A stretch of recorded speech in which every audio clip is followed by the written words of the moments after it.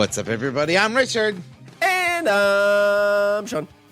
And today we're speaking the language of bromance, and I'm super excited.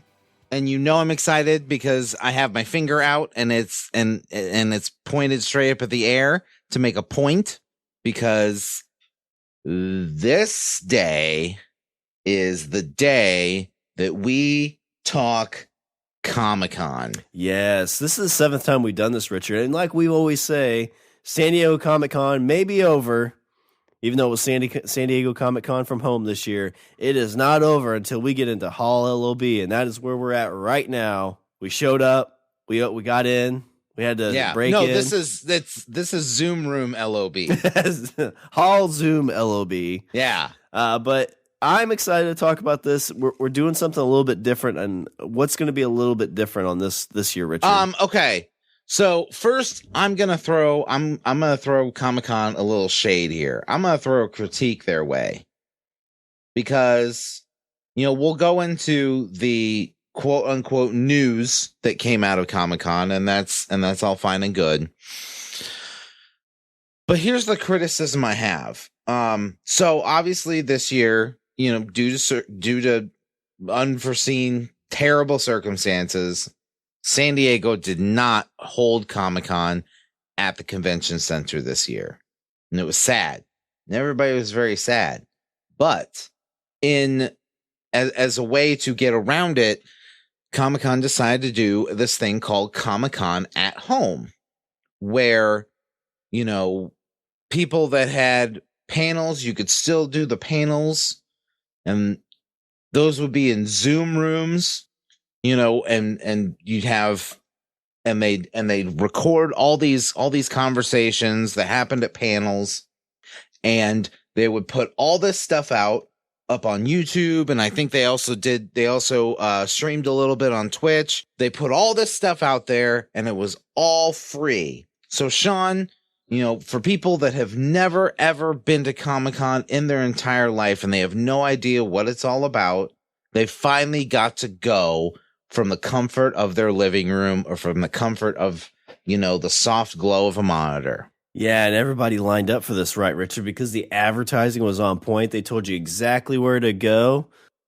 And that is where my shade comes in. Comic-Con, as an organization, I feel did absolutely nothing to promote the panels, to promote the stuff that they were putting on.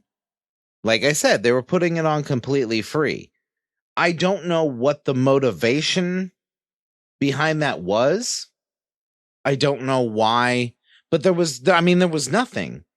And the reason you and I, I'm looking at, actually, yeah, I'll have to look at, so the channel in and of it's, I'm looking at their YouTube channel. The YouTube channel has 146,000 subscribers.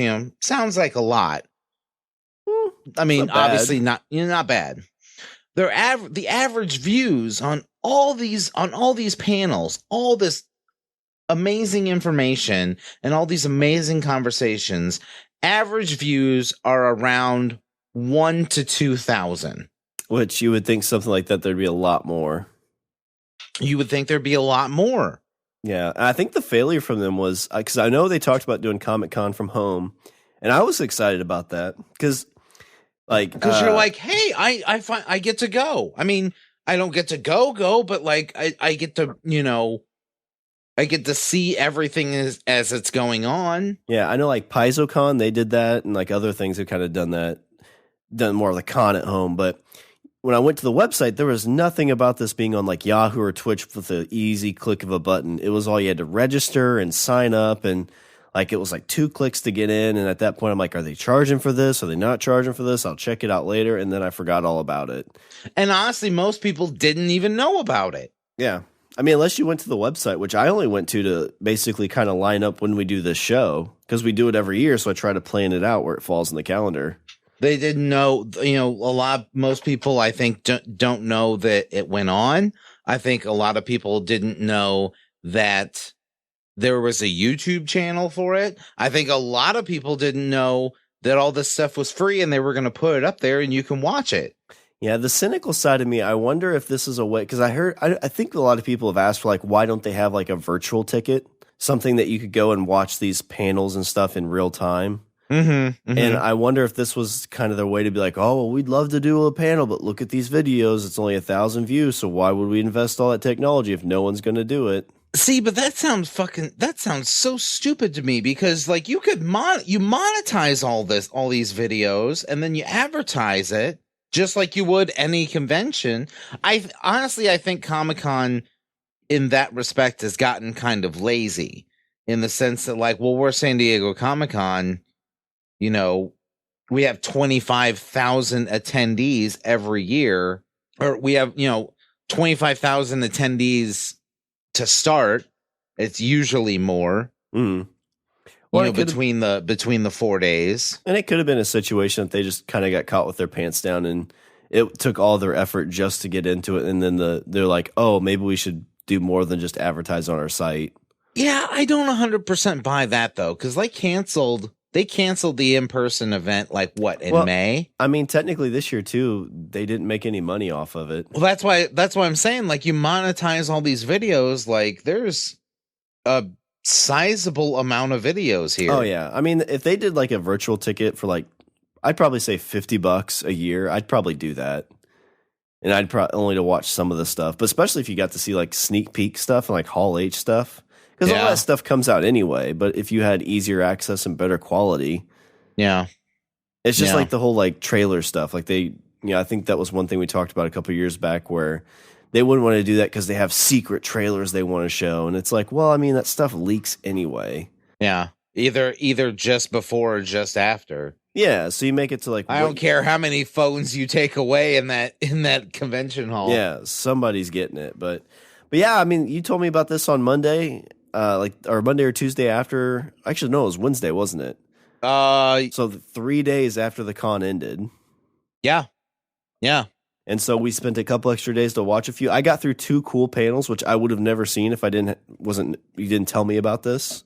Mm-hmm. So I'm pretty pumped to talk about it. And I know you did a lot more deep diving, so I'm really curious to see what you looked at. So what I did is I went through, because here's the thing, for people that have never been to a convention at all, they've never been to any sort of comic convention or a convention in general. I think people assume when it comes to Comic-Con, like, hey, there's, you walk into the convention floor and there's a bunch of people selling stuff, which there is. Yeah, there's a bunch of people showcasing stuff, which, they do, like art pieces and sculptures and whatever. There's people selling stuff. Yeah. And then there's also, probably like people that draw books or write books, and, you can go and get stuff signed. And yeah, all of that is there at the convention when you go. But the thing that people don't know is when it comes to panels, it isn't just Hall H, 3,200, 3,000 people packed into a room where a bunch of movie stars show up and, schlep out the shit that you're going to, drool over for the next 12 months. There are, and this is at any convention, there are panels that go on throughout the whole day, throughout the whole time, in smaller rooms, and it's a bunch of people that are getting together and they sit down and they have discussions about a myriad of topics, and some of the stuff, may not be of your interest, and some of the stuff, might definitely be of your interest, or maybe it shows people, it showcases people that you like. I mean, you and I have sat on panels. Yeah, we've done 2. We did a live draft episode, and we did a like what makes a hero, what makes a villain, like conversation. Yeah, we've sat on panels at conventions, and so and trust me, there were not 3,200 people there going, hey, who are those two? I'm staying for these two guys. We were not the main attraction. We were not the main attraction, to say the least. So what I did is I went through, I curated kind of a list of a lot of those lesser known panels that, people might not know about, or might not, or like maybe it's just a topic that interests them, or maybe it has people on it that you like and you want to see what they're up to. So that's what I did. Yeah, and I've only watched 2 of them fully, and I watched one kind of like that. I got about 15 minutes into it, but yeah, I'm excited to see that. But we talk like we should do what we always do for Comic-Con and talk quick hit the news. Yeah, let's talk about the news. Yeah. So let's save it to me. Let's save the big bit of news for the end, because it's one I think you're excited about, and it's one that we don't know as much about. But yes, not a ton of movie stuff, but there's some new movie trailers that came out. And the first one, which the big news around it, is that this movie's coming straight to streaming. I think the September 1st is what the plan is. So yeah, September 1st. It's releasing, I guess, in some limited capacity in theaters, but it's also coming to video on demand. So you will be able to go somewhere and see this, apparently, or watch it in your living room. Snap bang, day of release. Yeah, that's probably what I will do, and that is Bill and Ted Face the Music. It's a movie that we heard about this time last year, maybe even later. They got it all finished, it sounds like. The only person I've heard anything from is Kevin Smith, who I guess has already seen it. He moderated the panel. Oh, did they? I didn't watch the panel for this. Oh, you didn't? I thought you'd watched it. Yeah, so Kevin Smith actually moderated the Bill and Ted panel that they had, where they showed off the trailer. They stuck a little surprise in there during the panel that not a lot of people knew about. I am curious to see how that's gonna work. What was that? So I don't know if they're using footage from the other movies or using some or doing technologically de-aging. Well, I'm sure it's probably a combination of things. But George Carlin will be reprising his role in Bill and Ted's Face the Music. He will be in the movie. Oh, I wish I didn't know that. Oh, I'm sorry. I asked. I did ask, but yeah, that would have been that's something they shouldn't have said.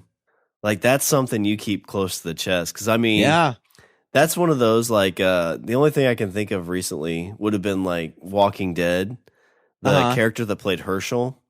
He died in the show, but then he died in real life. Yeah. But there's a scene where he shows up in kind of like a hallucination type thing. And shit. It was like the last thing he ever, like, filmed. Oh, wow. And so, like, when it showed up and actually got out on TV, he had passed away like a month or 2 back. And so that was kind of one of those, like, oh yeah, he's gone. Like, he's actually gone. See, now I feel bad. I feel like you should throw a spoiler tag. Yeah. In front of this, because now I feel bad. Ruin it for everybody else. But yeah, George Carlin will be in Bill and Ted's Face the Music. That's cool. I know, right? Let's see. The other new trailer I saw, I'm kind of curious what it's going to be, because I've been hearing about this for like 2 or 3 years. It's Kevin Smith Kilroy Was Here. I did see this. This was during I think he showed this during his own personal address. Yeah, and I kind of went through a little bit of his panel, because a lot of the stuff he talked about was just kind of what happened in the previous year, which I've heard numerous times. Right. But the trailer I just went out and found on my own. It's cool because what he did is he worked with like a small school, like a small film school. Yeah. So it's a lot of kids who are learning how to do, like, trying to learn to do this stuff. It's cool because Chris Jericho's in it. He plays a part, which I think is pretty awesome. His kid's in it, obviously. It definitely looks very much like a B-C horror movie. Yeah, he's like the janitor. Yeah, but it's definitely kind of like a low budget horror movie, like something like we always talk about game day movies. Like, this seems like a perfect game day movie. Yeah, like I agree. Hatchet, like, just made me think of that movie really quickly. Yeah, 100%. I don't know when that's releasing or anything like that, but I'd have to assume that would be a video on demand type thing. I would think so. Yeah, I don't know. I've watched so much stuff over the last like 3 days. I can't remember if they put a release date on or not. I don't think they did. Kevin's address was mainly like, he put that out there. He was talking about, he was talking about, what he did with Jay and Silent Bob Reboot and, the tour and everything. He talked about that show he's on TBS, that viral video thing. Sun in Lockdown. Yeah. He talked about that. His newer podcast, that Vegan Abattoir, he's doing with Harley. I think that was about it for him. But his presence at Comic-Con, he had, he moderated the Bill and Ted panel, and then he did like his own personal address. He didn't put anything out about Masters of the Universe, which I was kind of sad about. Yeah, I'm kind of curious where that's at, because I thought it was supposed to come out pretty soon. But I think it's still a good 6 to 8 months away. It was post Comic-Con, but in his first podcast after Comic-Con, he's also announced that he's doing a Green Hornet cartoon. That's right. Yeah. It's I don't remember where he said that's going to be at. Yeah, I don't know. I would assume DC, like on that, maybe on HBO Max. Yeah, probably that, on the DC app thing. But the plan is to make that the Batman animated series, kind of. Oh, nice. Not really pushed towards kids, but okay for kids, but a little bit more dark. Yeah. So I'll be excited. I was never a big Green Hornet fan. I don't think I've ever seen anything Green Hornet, but I'd be interested to check it out.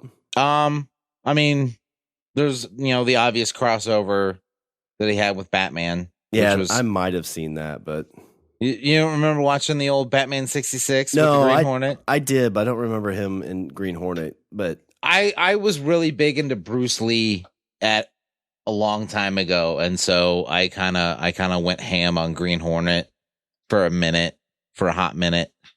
Because was Bruce Lee in the Batman show then? Because I know he played Kato, yeah. Yeah, so he was in that too. Yeah. Well, they dropped another new trailer for, I think this is probably the 4th Comic-Con in a row. This is kind of like the George R.R. Martin movie out there, and that's the New Mutants. Oh, yes. It got a little bit more detailed of the stuff that they're fighting inside of this, I guess, insane asylum or asylum. But I guess they're still pushing this movie out. I thought this would die with the Fox with Disney buying Fox, but I mean, I guess you have something to blame now for it not coming out. You can say, "Oh, well, it's hard to get anything made nowadays." Yeah, but come on, man. It's already done. It was supposed to come out right when it got bought. It's been a year since Disney bought them, and they're still showing a trailer for it. Exactly. Well, and not just that, but motherfuckers, stop sitting on shit. You've been sitting on the Black Widow movie since May. Yeah, which there was nothing about that, on right? This, huh? There was nothing about Black Widow this year at Comic-Con, right? No. But that movie's done. That movie's been done. They're just sitting there. It's like, hey, why don't you? Nope, they're not. That's not. Yeah, they're holding on to that one. It'll be interesting, the movies that they have that were probably 85, 90% done that they were probably thinking about passing on or not doing anything with. They're like, all right, we got to release something on VOD. Let's do New Mutants. Let's do this. Which is probably good and bad. It's probably good because there's probably things that we would never see the light of day that we're going to get to see. But the thing is that those things we're probably still not going to see for another, I'm going to say, 6 months. Yeah, probably. It probably depends what happens this fall. Yeah. Which everything's pointing to theaters not being open. So, Marvel. So, yeah. So I think the only thing that came out of Marvel was there was New Mutants. They announced some new show on Hulu called Hellstrom. I've got that on my list to talk about. Which I never read the comic. The comic, I think, is about two kids that are this brother son and of sister. The devil, right? Son of the devil, yeah. And this, they're basically not making this tied to Marvel at all. And the two which kids, is why they're putting it on Hulu. Yeah. You're not good enough for Disney Plus. Nope. And the kids, instead of being children of the devil, they're actually children of a serial killer. Okay. And what it looks to me, what I equate it to is like a new version of Supernatural. Like they kind of go on the road. It's kind of like Monster of the Week type stuff. Oh, okay. A little bit darker, but I definitely could see. So kind of like for it's for the Buffy audience of the day. Yeah. Like it might, because when Buffy originally came out, it was kind of set for that like mid to late teen these audience. These two looked like they were kind of like in the early 20s, so a little bit older. Like it definitely feels like Supernatural. It feels like a CW show. Yeah, it does have that feel for sure. Okay. Didn't look bad. Looked a little bit darker like than what the current Supernatural is, but I mean, if you look at season 1 of Supernatural, it's darker than current season of Supernatural because when you do 15 seasons of a show, you've only got so many places you can go with it. Right. Right. But it definitely piqued my interest. If it was on anything but Hulu, I'd probably check it out. But I don't have Hulu, so I'm probably not going to pay to get this. Unless you don't have Hulu? Do you have Disney Plus? I do, and I had the extended like $12.99 bundle. Yeah, but I never watched anything on Hulu or ESPN, so I just like I never did either. In fact, I definitely like I don't now. I think the only reason I have Hulu is because I have the bundle with Disney Plus. Yeah, and there's just not much I watch. I mean, I don't get to watch a ton of TV as is, unless I want to watch like fucking Seinfeld reruns.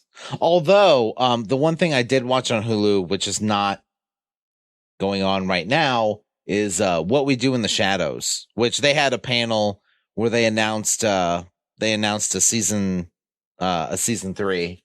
So I'm pumped for that. The other trailer that I saw sneak out that looked kind of interesting, and I think this is one of those things you may not have gotten to see except for this year. It's a movie called Antlers. Del Toro is producing it. Oh, okay. Kerry Russell's in it, which I've always liked Kerry Russell for some weird reason. Like, help me. She was Felicity way back when. What else? Were you a big Felicity fan? With her, I was. Yeah. She was in The Americans as well. Okay. I think I'm there. Oh, she was in Star Wars too, I guess, but I don't remember seeing her in Star Wars. But the movie itself is you see this kid like going out and like picking up dead animals on the road and everything. And it feels very like serial killery. But the idea is that this kid is taking care of a Wendigo. Oh. And I think what you find out, and it kind of alludes to it at the end of the trailer, but the Wendigo is this kid's dad. Oh, shit. And his dad gets out. So definitely kind of look creepy and scary and kind of darker than a Comic-Con trailer usually is. But piqued my interest for sure. Okay. Let's see. So Fear the Walking Dead. I haven't watched much of it, but the trailer seemed kind of interesting. It looked apparently Walking Dead like kind of went ham. They they were like, hey, we got this and we got this and this and this. Yeah, Fear the Walking Dead, they're trying to get back on. The Walking Dead itself, I guess next season they're going to do 22 episodes because they haven't finished up the current season. So this is going to be the last season, correct? No, so there's 3 Walking Dead shows. There's The Walking Dead, which is the original. It's still going on, but like all the original people are gone. There's Fear the Walking Dead, which was the first spinoff, which it's had a very kind of like first season was kind of like the first 2 episodes were really great, then it fell, and then season 2 kind of sucked. I think I watched the first like 2. Last season I guess was really horrible, but people still try to watch it.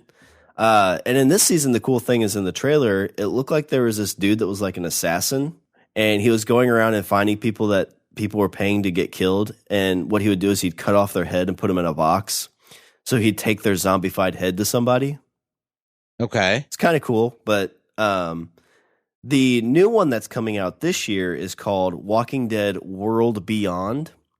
Yes. Which is more about like kids in the zombie apocalypse, which... the trailer made it look better than what I imagine it's going to be, which Walking Dead's really good at doing.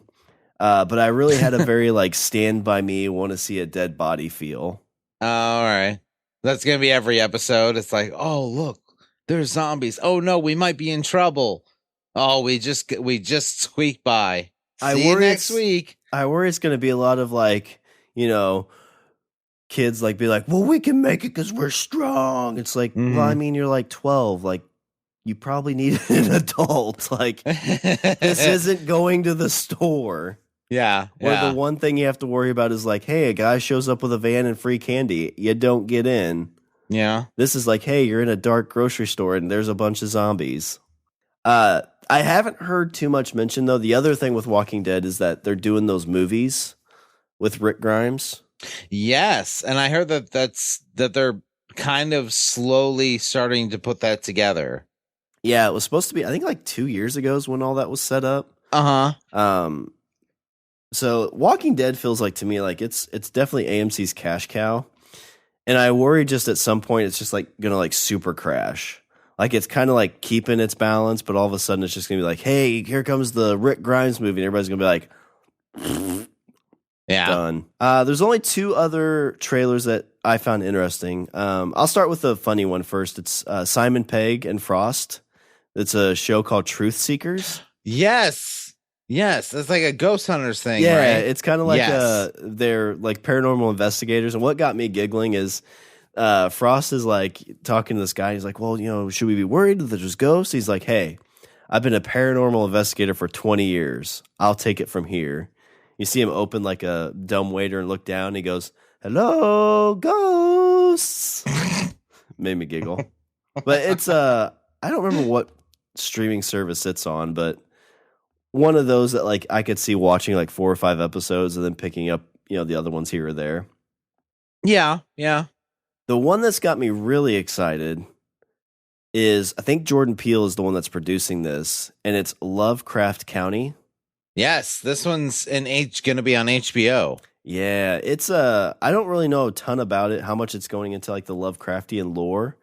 I don't either. I am very curious about that. But we do see the monster that you're not supposed to name. The monster that you are not supposed to name, and we will not name it on the show. Yeah, Kahlua. There it is. My heart jumped for a second because I felt like you were going to break the rule.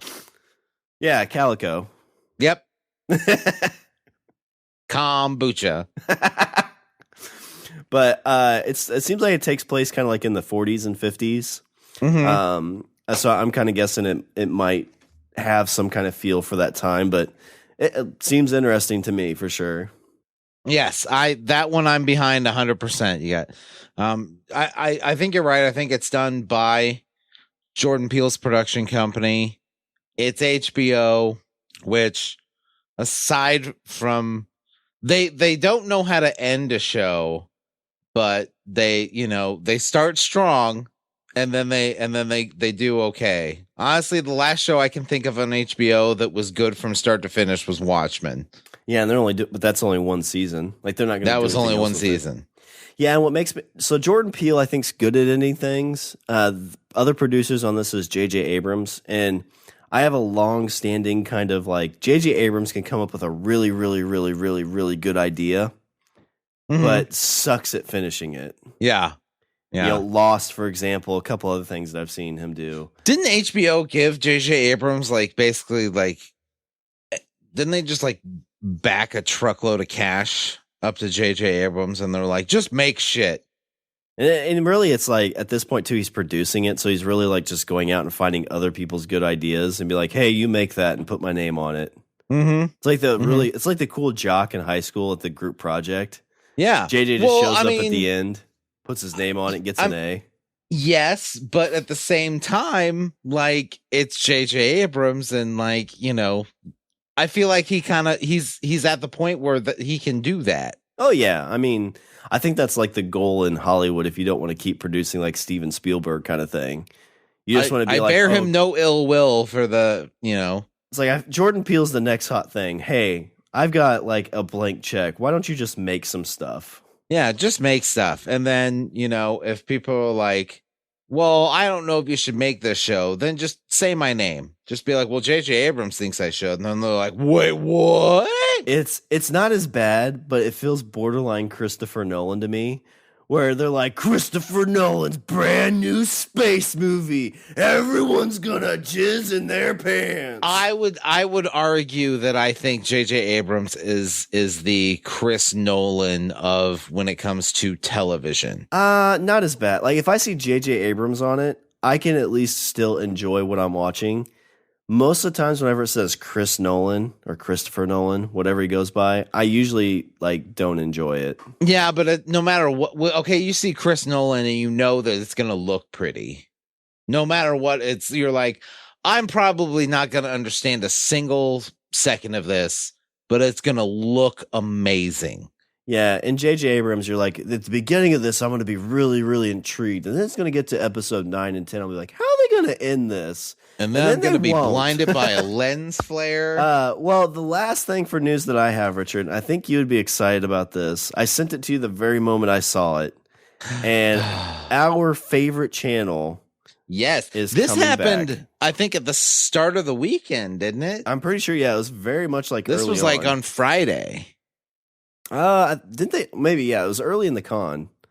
But G4, the channel, has got Attack of the Show and all kinds of great stuff.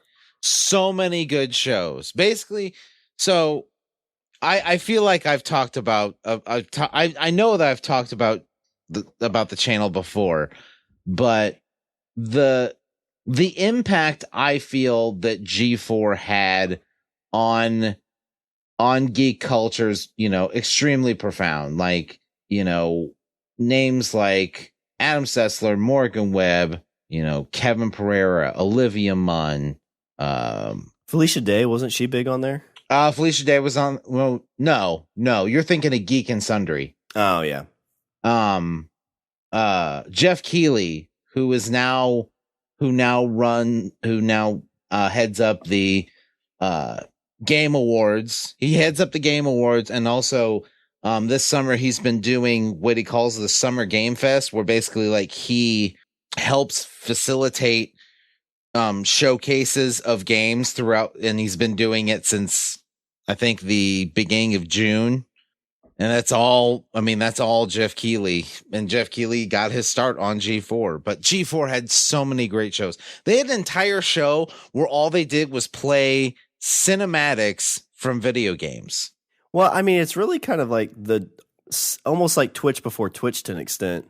It definitely was that, but it was also that show was so ahead of its time. That show, for sure. If that show if that channel had showed up, maybe 5 years later, it would have never gone away. I think you're right. Well, because it ended in 2014, but like it was like like it embraced social media like Twitter. Like that's why I got Twitter, was because of the show. Yeah. Twitter, not really so much Facebook, but definitely Twitter. Instagram wasn't really a thing yet. Not really. But I used to talk to the hosts of Attack of the Show. I used to talk to Kevin Pereira and Olivia Munn because they would actually stream during commercial breaks, because Attack of the Show was live. It was a live show. During the commercial breaks of the show, they would actually live stream at the, like on the set, where they would just sit and, take questions from chat and, it was very interactive, like very much something that is like every TV or every like after show or every like sportscast type thing. They have an interactive thing with Twitter or something. G4 was the first one to really do that. They were doing this. This would have been 2007, 2008. Yes, when they were doing this. I got Twitter when I turned 25. So they'd been doing it a few years before that. So that would have been 2011. So yeah, probably like 08, 09. They were definitely doing a lot of that. Oh, yeah. And they were talking, and they were not only that, but they were, they would get people on and talk about news and like actually have discussions on topics like, personal privacy on the internet,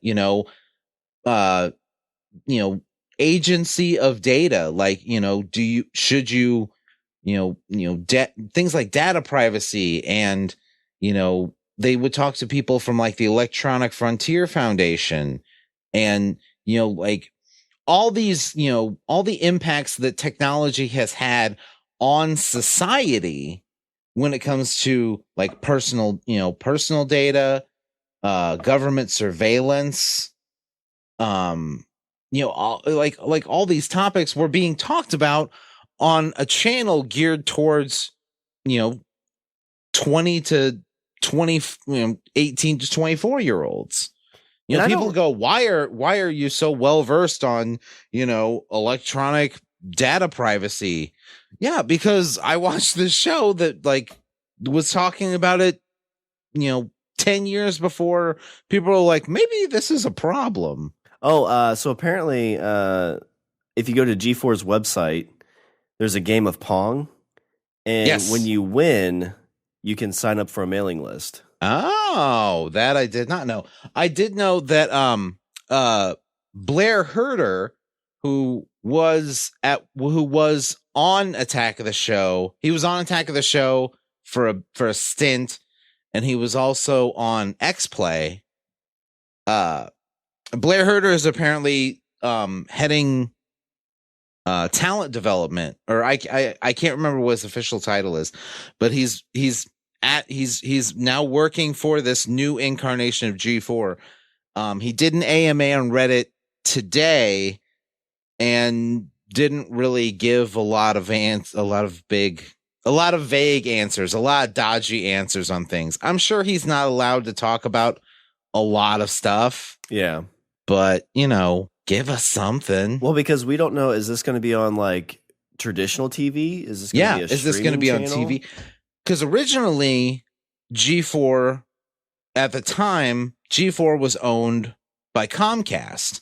G4 is so originally there was G4, which was kind of geared more towards video games in general, and then there was Tech TV. And Tech TV, I mean, oh my God, you want to talk about people that were way ahead of their time. People like Leo Laporte was on Tech TV, and this would have been in like 2004. Leo Laporte was one of the first people to start to start podcasting, one of the first people to start live streaming. Oh, I think you can go on Twitch right now, and I'm sure you can find Leo Laporte, Twitch show somewhere at any given moment.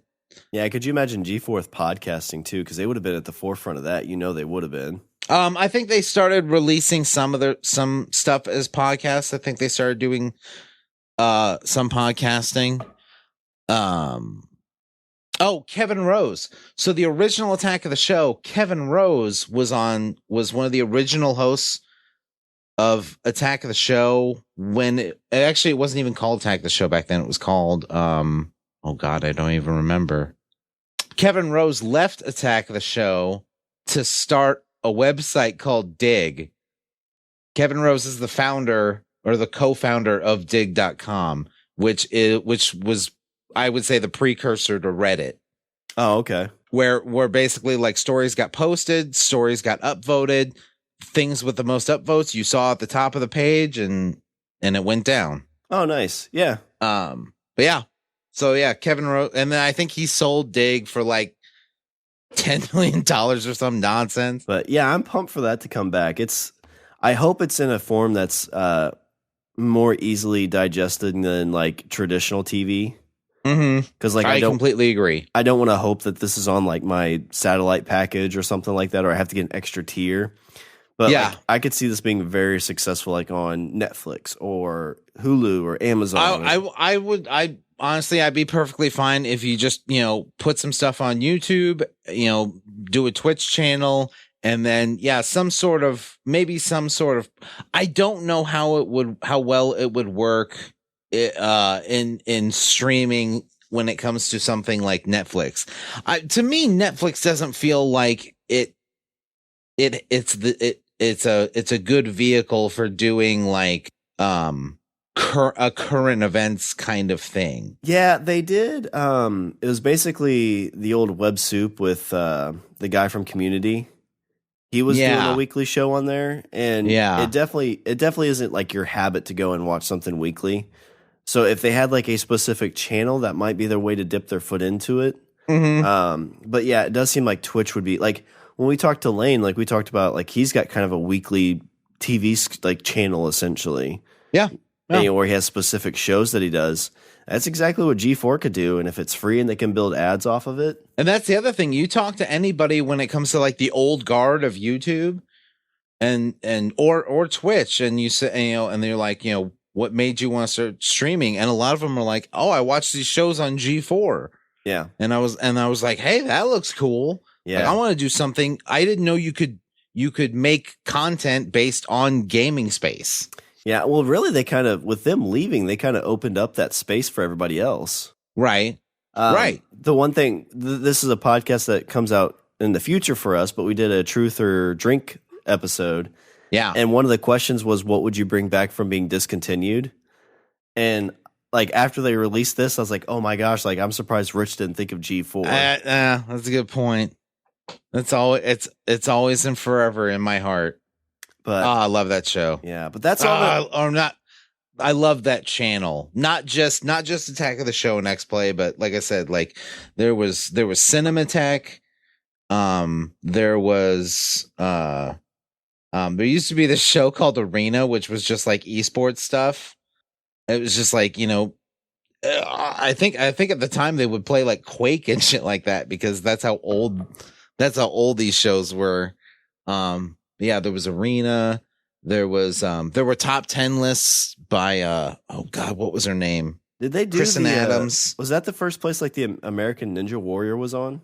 Yes, that was the first. Yeah, the first time you saw Ninja Warrior was on G4. Oh, Web Soup. Yeah. Happy Tree Friends, which was an animated cartoon about a bunch of little critters that kill each other in very murderous ways. What's funny is like Web Soup is essentially what the what's that Comedy Central guy, Tosh.0. Oh yeah, that's really what that is now. Yeah, Chris Hardwick, he really got his start there, didn't he? Yeah, he was on. He substitute hosted. Then he had a regular segment on there. Kevin Smith, I think co-hosted a few episodes every now and again of Attack the Show. I know when they made the announcement, he was like, "Oh, I want to be on that." Hey kids, you remember the iPhone? Yeah. Oh, Cheat. I remember Cheat. That was a show where they just basically like, hey, let's show you, we're going to show you codes and secret stuff in games, and this is what you do. Yeah, but that's like one of the things I'm most excited for that I know nothing about yet, but yeah, I agree. The Screensavers, that's the show I was thinking of. Before the Screensavers was the show with Leo Laporte. Icons was another one. See, now I'm looking at the list. Icons, that they just basically like did like a biographical dive on a given, talent in the gaming industry. I remember they did do a show on the history of the PlayStation and how the whole they could definitely how the PlayStation came about. What the hell's that book called? Console Wars. Yeah, they could. I think that was supposed to be a movie, but that'd be like an awesome like history of, especially at this point. Yeah, the history of the PlayStation, where basically like they were gonna make something for Nintendo, and then Nintendo backed out of it. And they said, fuck it, we'll make our own. Yeah. And Sony, and apparently the head of Sony at the time was like, very like Sun Tzu Art of War. And, it was like, they have dishonored us and we must strike, and so they're like, do it. That's awesome. Well, that's all the news I have. I'm ready to get into panels. All right, Sean. Now it's time to talk about some of the lesser known stuff. Some of the lesser known things that you see and hear when it comes to San Diego Comic-Con. It's not all Hall H. It's not all glitz and glamour. It's not all, rhinestones and spinning Marvel rims. There is another hall. There's multiple other halls, not just Hall H. Yeah. There's other letters of the alphabet. People are like, hey, what goes on in Hall A? What about B or C? Nobody asked. Nobody cares. They probably don't even make it out on the internet anywhere. Nope, probably not until today, Sean. So like I said at the top, I made a list of stuff that I found, kind of interesting and stuff, and cool stuff to talk about. The first one, and this is in no particular order. It's not like favorites of least to most or anything like that. Just a list.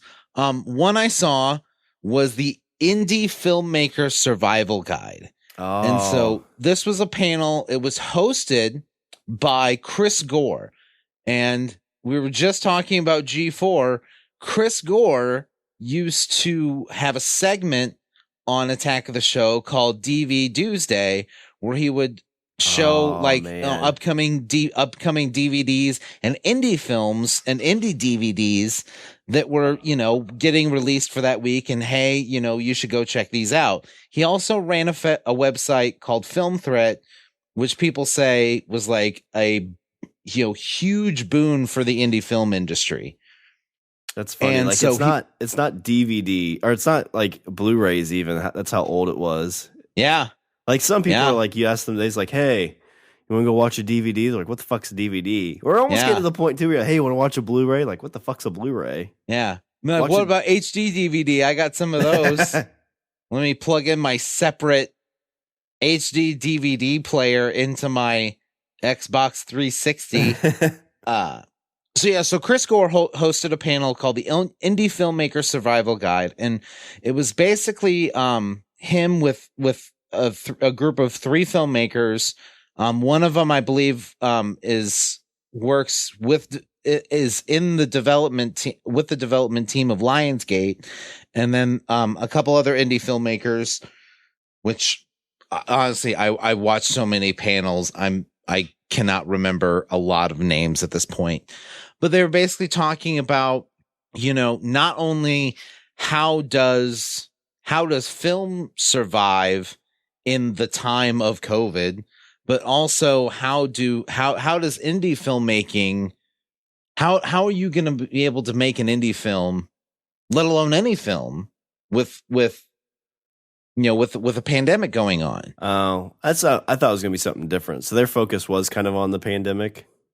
Well, it was, but it was also, they talked about like, hey, these are, each of them kind of gave a list of like indie films that they've seen recently that, that people should go check out. A lot of them, also, basically the consensus is that this is actually a great time for indie film because, not only are you talking about smaller productions, smaller production crews, so it's easier to get stuff like that made, but you're also talking about, studios and channels and streaming services and theaters that are, starved for content. Yeah, in 6 or 8 months. And they're not getting any. Yeah, in 6 or 8 months, they're going to be like begging for things. Yeah. So, I guess, for anybody that's listening that, wants to make an indie film or, has a cool idea, like, get out there and make it. Yeah. If you get 6 to 8 people together to like a very like Clerks-esque type thing, obviously you run the risk of being around people, but if it's a small group, you can hopefully minimize the risks. If it's a risks. small group, it's easier to manage. Yeah. It's, it's much easier to do things like testing and, keeping things controlled. And you could make an indie film and like Sean said, in 6 to 8 months, the thing with content is it's a beast that constantly needs fed. Well, new stuff for sure. 6 to 8 months, who's to say that Netflix isn't going to be like, yeah, go ahead, throw it on. Fuck it. Like, we don't have anything else. Yeah. Like, go ahead. Yeah, Stranger Things. We need stuff. Yeah. Those kids are in college now, so we can't do that. Right? Like, they're all like, we need stuff, Marvel is sitting on their shit. Marvel's got multi-million-dollar movies in the can that are done that they're sitting on. Well, I think the big tell with that, we're supposed to be getting a lot of Disney Plus stuff this fall, and I'm not sure if we're getting it or not. No, I think all that stuff got pushed. Did it? Okay. So yeah, like Falcon and Winter Soldier got pushed. Like basically like the whole timeline I think has been shifted like 8 months. So, I mean, yeah, there's the day of the vacuum is coming. And so, these panelists, Chris Gore and these panelists are basically saying like the vacuum's coming. Like if, this is the perfect time to get something made, to get your thing made, that thing that you love so much that you want to do, like get it made and put it out there. Yeah. And well, I know a lot of you can do a lot cheaper with equipment, but the stuff that you would want to rent, like I'm sure there's people sitting on this stuff that they can't rent to anybody right now because big productions aren't doing anything. You could probably get stuff dirt cheap. Yeah. Yeah. Yeah. Things like, and yeah, you're right. Things like, equipment and stuff like that. I'm sure all those, prices and stuff have gone down since the demand has gone down. Yeah. If you knew somebody and you're like, hey, do you have stuff to rent? They're like, yeah. It's like, you can rent whatever you want for $100. And then you've got people that are sitting in their houses. They did mention one movie that I can't remember the name of, but they talked about, it was basically an entire movie that was shot over Zoom, between Zoom and ADR. They basically shot and cut this entire movie without any human beings in contact at all. Well, I know, you look at The Sun in Lockdown and like what TBS is doing with those, like there's people going out and recording stuff. Like Kevin Smith's not doing that with his iPhone. Like he's got a small crew at his house doing this thing. Yeah. So that stuff is still happening, just on a smaller scale. On a much smaller scale. But that also lends to the fact that, smaller scale might be what we're going to see. And so I feel like kind of a snob by saying, hey, the bar's lower, so go ahead and shoot your shot. But in a way, that's kind of what I'm saying, because I don't know if the bar's lower. It's just more like, so if big budget film companies making movies and you come up with your movie and it's a great story, great, like really well done. They're like, okay, like we've got Iron Man 7 coming out. Who's going to go see Heads in the Water? Because that's the name of your movie. Nobody knows what Heads in the Water is. Yeah. So yeah, you kind of wasted your time, dude. I'm not even going to waste any time on this. But yeah, right now they're like, hey, we can't film Iron Man 7 till next summer. We have nothing right now. You have a movie that's done? Yeah, we'll buy it for $200,000. Uh-huh. And everybody's going to see Heads on the Water because what the fuck else are you going to watch? And then that person's going to be like, hey, this guy's really good. Let's give him something else, or let's have him do his next movie. Exactly. Yeah, because, let's say like people watch it and they like it. Guess what? Now, like you've got momentum that maybe you got another idea. Yeah. I hope you hear some stories like that. I do too. I really do too. Another panel was called WorldBuilders. This was done. It was called WorldBuilders: The Evolution of Immersive Entertainment. This was they were definitely older people. They were all very prominent in the visual effects and VR industry, and they were basically talking about where things like film and television are going when it comes to the not only the filming experience but also the effects experience. The one big thing they cited was Mandalorian. Oh yeah, where I think one of the people on the panel had worked with Jon Favreau on The Lion King, where they had started to develop the technology of creating.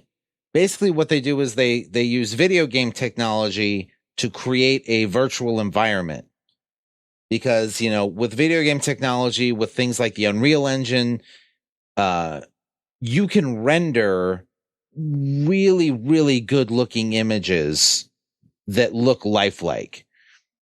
So they use video game technology to create a virtual environment and then basically attach that to an actual camera that films in that environment. So what the camera sees, what you see on a monitor is the camera moving in a virtual environment.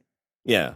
So instead of the camera, instead of, green screening everything and then the camera films it and then you paste everything on later, it's all happening in real time where the camera is not only seeing the image of what you were putting in front of it, but also the environment is a virtual environment.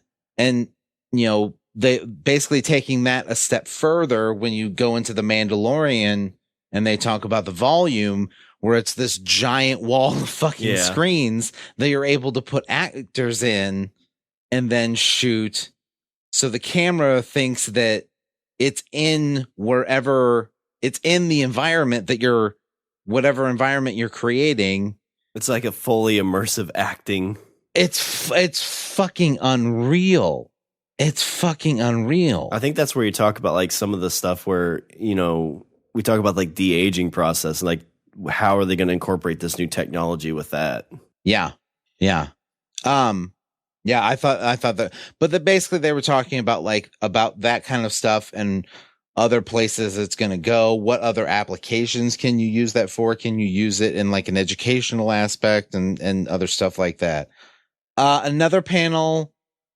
Actually, this one, I think I know you saw it, so I'd love to hear what you thought of it. There was a panel strictly on the career of Kevin Eastman. Yeah, so Eastman's like a really interesting dude. So this is a guy who's made like a crap ton of money off of his comic idea. Mm-hmm. But whenever I hear him talk, he still seems like extremely down to earth. Yeah. So when Nickelodeon first announced the first TMNT cartoon they're redoing, he was legitimately just like in the audience. And they're like, "Oh, we got the creator here, and he might have something to say." And he like stands up next to people who probably didn't know who he was. Right. And he's just like, "Oh yeah, I've seen what they're doing. I really like where the story's going. It's really an interesting idea, yada yada yada." And he just like, I don't know, he just seems like a cool dude that'd be fun to sit and have a beer with. Yeah. And this was an hour-long conversation. Yeah, so it really focused. It didn't talk too much about his past, but they really focused more on the current TMNT comic, which I'm a little bit behind. I think I've read issue 99, so I haven't read issue 100. But it was Tom Waltz, Ben Bishop, and David Avallone. I think is how he pronounced his last name. Avallone. Okay. So these are the guys who are behind the current comic. So like Eastman gets a writing credit on, I think, but I think most of the writing is done by Tom Waltz. But it's gone through 100 issues. They've just passed it off to somebody else who's kind of running the next run of this. But it's been a really good comic, and Nickelodeon's let them take it kind of dark. There's been some, more violent stuff in it, curse words and whatnot. But they've done a great job, I think, in this comic, and just talked about a lot of the work that went into it and all the side stuff. And, the guy who was writing it talked about how this was his first month-to-month comic he's done, and he's done it for 10 years. So that's the crazy thing is, like, when they brought this comic back, it's been going on for 10 years now. Wow. The cool thing that they announced, which I think if you saw it, you probably will like it. But so back in 87, Peter Laird and Kevin Eastman. So Kevin Eastman and Peter Laird were the guys who created the TMNT comics. In 87, right about the time where stuff was taken off with the TV show and toys and all that, they came up with this idea that he kind of coined like the TMNT's Dark Knight. Okay. And they didn't end up, like, they were setting it like in 2017, and they just didn't get around to doing it because of all the stuff that was going on. But so Kevin Eastman and Tom started talking about this idea, and he still had the scripts. And so they went over the scripts, and Tom's like, "Oh my gosh, like, you kind of feel like Nostradamus in some of the stuff you predicted for 2017, like technology and things like that." And they talked to Peter to see if he wanted to get on. He said no, but you have my blessing to do it. So they are going to do, it's The Last Ronin, which is a 5-issue mini run. And the story behind this is it's in the future. So I think it's going to take place in like 2020 or 2021. Okay. So, and it's going to be it's not going to be specific to any universe of the Turtles. Like it's going to kind of like it's not going to be specifically just the Mirage version or the IDW, which is the current run, or any of the cartoons. So it's kind of going to be almost like its own thing, kind of like Dark Knight was. But the idea is that this is the last Ronin. So this is the last Ninja Turtle. The other three have been killed, essentially. And this is his last run as part of the Turtles. So the picture, and I've seen a bunch of these like this, but it's the Ninja Turtle. I don't think we know which one it is, but he has all the weapons. So he's got the bow, the scythe, the swords, the nunchucks. Oh, okay. And I think the mask is on, like he's got all the masks too. So I'm really excited to see how this turns out. This might be like kind of sad to an extent too, because I'm not sure how they're going to do it. If like issue 1, you're like, oh, it's Michelangelo, or if they're going to kind of drop hints who it is. See, honestly, like as soon as you said that, I feel like the way it's going to happen is you're going to get a backstory about how each turtle dies as time goes on. So at first you're going to be like, oh, well, it's not Raph. Well, it's 5 issues. So like maybe the first issue is Splinter. And then, yeah, so then you figure out Turtle 1, so Turtle then, like 2, Turtle each 3. issue, it's going to be like, oh, it's not that one. It's not Michelangelo. Because I'd really like to, at the end, you're like, oh my gosh, it's Raphael, or oh my gosh, it's Leonardo. Like you don't actually know. Yeah. And I try to figure out like if I was doing this, who I would want to be the turtle. And I think I'm guessing it's probably going to be Raph because that's Eastman's favorite turtle. But to me, the best turtle for it to be would be Michelangelo. I was thinking the exact same thing. Yeah, because he's like, it'd be like him like finally coming to grips with like, it'd basically be like putting away childhood things, right? Yeah, like exactly. It's like his reality check. Yeah. But I'm not sure of all the other storylines except it's one turtle, it's their last hurrah, and then kind of a last Ronin type of thing. So really excited about it. Lots of comic talk. The other panel I watched around the Turtles was the 30th anniversary of the TMNT movie. Okay. The 2 guys that were on there were the ones who really kind of produced this and got it going. So it was kind of very blah. Like it didn't like have a lot that got me like interested. The only thing that I would say was kind of interesting is one of the producers was in a comic shop or whatever and found the first comic like right when it came out. And he told the other guy, he says, this is going to be our first movie. And they basically from there tried to get all the stuff to get it produced. And they had a guy at Miramax, I think he said. Because the guy who's going to fund the movie said, I'll only do this if you have distribution. And this was a New Line film, wasn't it? I think that's who it ended up being with. Yeah. So I can't remember if he said Miramax or if he said New Line. But essentially the first company that said, yeah, we will distribute this. The lead that gave him that promise, like 6 months or 6 weeks from starting production, got fired. Oh shit! And so then whoever took over basically like cut everything and said, "Nope, we're not doing any of his stuff. We're gonna start from scratch." And I didn't really catch what happened after that, but for the longest time, the TMNT original movie was the highest grossing independent release of all time. Wow! Because I didn't know that. That's crazy. Yep. Because they I think they got Jim Henson on, and I think he was mad too once he found out how violent it was. But yeah, there wasn't too much except the fact it was kind of cool that they found the first comic and were like, yeah, this is our first movie. And to be able to go through and actually get that to be done. Yeah, that's awesome. At the I don't know, like at the risk of like making this a 4-hour show, because I've only gone through like maybe a third of my list. There was a panel on from different artists about world building in comics, like how to help that'd be create cool. How to help establish and ground whatever setting you're making if you're a comic writer or an artist. There was a panel on the state of the tabletop industry. Really? Like game stores and a lot brick and mortar retail stores, like they're hurting, and publishers are trying to figure out ways to not only like obviously sell their products. And I mean, it's easy for, them. They can just be like, well, we'll go to sell it online, but they want to actually help make sure that, brick and mortar retail stays intact, because, when this thing's over, like they want to make sure that those stores are still there. Yeah. I mean, like Paizo and like Wizards of the Coast, I don't think they're really distribution centers. Like they do ship stuff to people sometimes, but that's not like their bread and butter. Right. Their thing is getting massive amounts of these to like brick and mortar to sell. Yeah. So I did a Kickstarter last year for this Starfinder third party called Grimmer Space. Yeah. And it was supposed to be released this month. Like my stuff was supposed to be here, but with everything going on, they had to find new artists. They had to like hire new people. Like they've got a ton of work. And the fact too is like most of that stuff gets like printed in China and shipped over because it's just cheaper. And so now there's like tons of like supply chain issues now with that. Yeah. So yeah, I could definitely see that. I mean, I think Paizo and stuff is probably okay because some people are pretty much comfortable doing like PDFs, but like that third party type stuff, like their thing is like getting you that extra books and stuff like that. That's physical not just things. Books, like, but like people that like, people that create like board games, like, yeah. And think about this, like everybody's cooped up in their fucking house. Like, yeah, they want a cool, interesting board game to play. Oh, for sure. What are some, I feel like I'm slinging past some stuff now.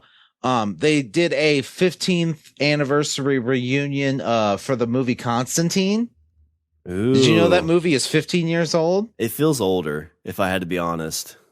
But I guess that did come out in like 04, 05. Was Keanu Reeves there? Keanu Reeves was there. Shia LaBeouf? I do not see Shia LaBeouf in the panel, unfortunately. But yes, Keanu Reeves is in the panel, or was on the panel. I still think that's a good movie. I don't care what anybody says. I remember the first time I was kind of like, the movie definitely did grow on me. I will say that, like, I wish they did more, like, kind of like deep dived into like a lot of that, yeah, a lot of that stuff he did. Well, that was like a comic book movie that wasn't based on the comic. Well, and also they made it very, like heaven and hell. Yeah. Which, like in the comic, like Constantine was like a gritty Doctor Strange in a way, and I think it would have been cool to kind of play it at that angle a bit more. There was a panel on reimagining the video game narrative. So this was a panel with a bunch of developers from game studios talking about about story in video games. A recent one that came out was called Ghost of Tsushima. I heard about, like, that's been all over Twitter. I have been watching streams of this on Twitch. Sean, that game not only looks beautiful as fuck, like absolutely pixel perfect beautiful, but that story is fucking heart-wrenching. Really? Like that story like makes you like, brings tears to your eyes at some point. And plus, and I'm kind of going off on a tangent when it comes to Ghost of Tsushima, but in that game, you can actually do what they call a Kurosawa mode, where the whole game, like the color palette gets swept away, and the whole game is letterboxed, and cool. Then gone, and then goes black and white. So you can play the whole game like black and white with letterboxing, so it feels like a fucking samurai movie. That's awesome. Oh, it's fucking gorgeous.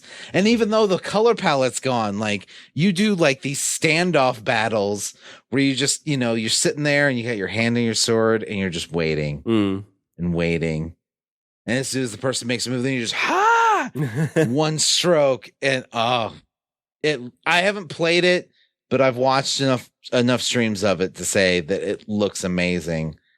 The last one I will mention, which there's some other ones on my list, but the last one I feel like I need to mention is there's a 45-minute conversation into the life and career of a beloved member of a beloved show, Nathan Fillion. It's 45 minutes. That they seems talk too about short. It does. They not only talk about Firefly, but they talk about, Castle. They talk about that new show he's on ABC, The Rookie. Which that's gotten like 7 seasons. Yeah. Yeah. There's Zoom calls, there's Zoom chats with cast members from The Rookie. There's cast members from Castle, where they talk about it's kind of it's a Nathan gush fest, but it's fine because it's Nathan. Yeah, he seems like he's humble about that stuff too. Yeah, it's like it doesn't. When it comes to Firefly, they have a